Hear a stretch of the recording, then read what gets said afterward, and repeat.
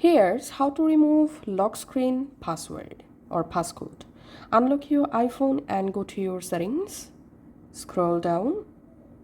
Tap on Face ID and passcode.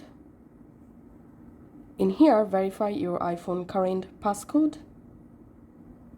Now, scroll down and here we can see the turn off passcode option is grayed out, not working. So to remove lock screen passcode, you have to remove your Face ID first of all.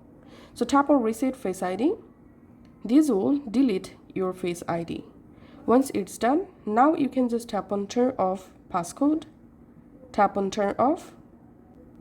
And now you have to verify your Apple ID password. So just go ahead and type your Apple ID password here, then tap on Turn Off, and then your lock screen password or passcode will remove. Thanks for watching.